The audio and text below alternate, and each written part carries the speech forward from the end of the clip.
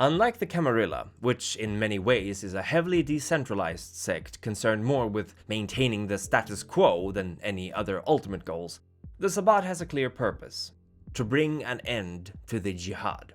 How they are to accomplish this is, however, a topic that has spawned a significant amount of debate, and couple that with the somewhat out there mentalities of the members of the Sword of Caine, and you find yourself with several different factions all vying for control over the large undead war machine that is the Sabbat.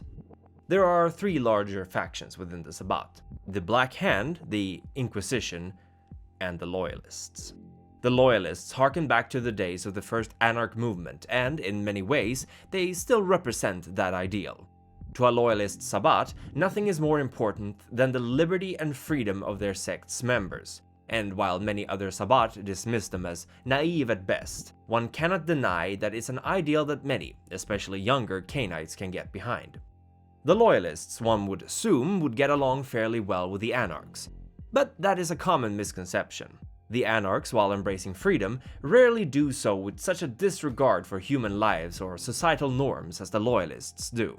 To this Sabbat faction, no other vampire should dictate what they can or cannot do, which could have potentially horrifying consequences.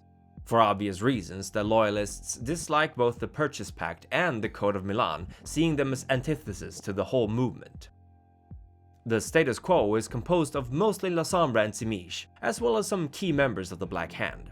They are old, or wise, enough to know that schisms and power struggles only serve to weaken their mission. They believe in La Sombra leadership, a unified warfront, and keeping the ship steady.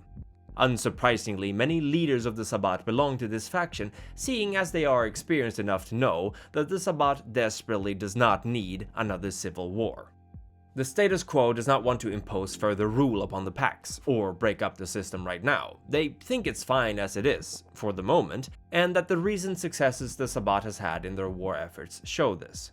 The status quo are in favor of both Pact and Code, seeing them as crucial cornerstones that helped focus the Sword of Caine towards their overarching goal.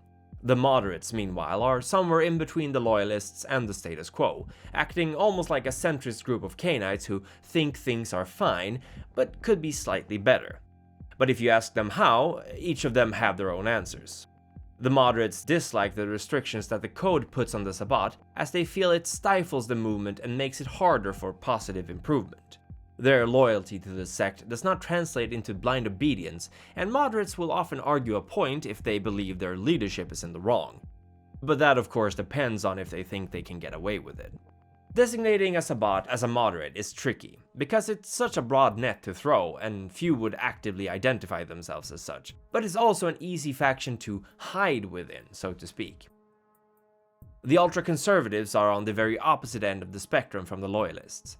More than any other faction, these Cainites, who are usually some of the older La Sombra and Simish, believe that unity is strength, and that the Sabbat has only one single purpose: the destruction of the antediluvians and their slaves. Although many outside the Sabbat believe that the movement has this as their ultimate goal, as we've seen, the truth is far from that simple. This faction believes that there can never be any freedom as long as the antediluvians and the jihad is held above their heads. They believe that weak or distracted leaders within the Sabbat need be cleansed from their sect, and that the Panders serve a crucial role in the upcoming war, even if that role is to be cannon fodder. Very few younger Sabbat would identify as ultra-conservatives unless they had been specifically raised to embrace these ideas and concepts. Still, some budding Naudists, those who study the Book of Nod, the closest thing that the vampire community has to mainstream religious scripture, agree that the time for splitting hairs and arguing is long past, as the myriad signs of Gehenna are presently around them. The old clan Simish, we've mentioned before, are formerly members of the Sabbat, but have little interest in interacting with the sect at large. They don't swear allegiance to any of the antediluvians, how could they, the antediluvian is dead, but neither do they take an active part in the sect. This lip service have many younger Sabbat Simish grumbling, but there is little they can do about it. The Children of the Draken are a faction of Simish who refrain from, or simply cannot learn, Koldunic sorcery. They often act in opposition against the other Simish, although they usually never come to blows, but merely differ in opinion in terms of strategic and political choices. Their origins are clouded in mystery today, but I spoke more in depth about them in my video on the Tzmish. The Pander movement is only vaguely organized now that they have received official clan status in the Sabbat, yet they do stand as a testament to what can be accomplished should the Caitiff unite under one banner. The Panders fought the moderates of the Sabbat who were in staunch opposition to the hardline stance of the Ultra-Conservatives. It is perhaps no surprise, knowing this, that Joseph Pander, the namesake of the clan, had several meetings with key Cainites in the ultra-conservative groups before the movement began in earnest. The Order of St Blaise is a most interesting faction, and one that has surprising amount of power behind it. Originally founded as a means to infiltrate the Catholic Church, and taking their name from a saint who was reputedly quite adept at healing throat maladies. Throats, of course, being the classic source of blood for vampires. The order now has members in many levels of the church. Although they once used monasteries to hide within, today they can be found organizing soup kitchens, rendering certain buildings exempt from taxes, and even establishing small cloisters around the world. In the modern night, it is uncertain how well these Cainites will fare, as the Second Inquisition is constantly gaining traction, and the church now turning inwards with eyes far more scrutinizing than before. Most vampires, be they Camarilla, Sabbat, or unaligned, shun demonic worship. Their reason for abstaining from infernalism may vary widely, but the most commonly held belief is that the vampire's soul is said to still exist, damned or not, and that accepting demons as their masters, they will cross that final threshold and forever lock themselves out from God's forgiveness. The Sabbat has a long history of struggling against infernalism within their folds. Due to the very nature of its nomadic packs, not to mention the pursuit of power and means to fight the ancients, it is far from uncommon for Cainites of the Sword to come upon forbidden knowledge that allows them to walk the path of evil revelations, and study the forbidden school of dark thaumaturgy. Dark thaumaturgy is learned by bargaining with infernal creatures, and is a slippery slope where the benefits are quickly outweighed by the drawbacks.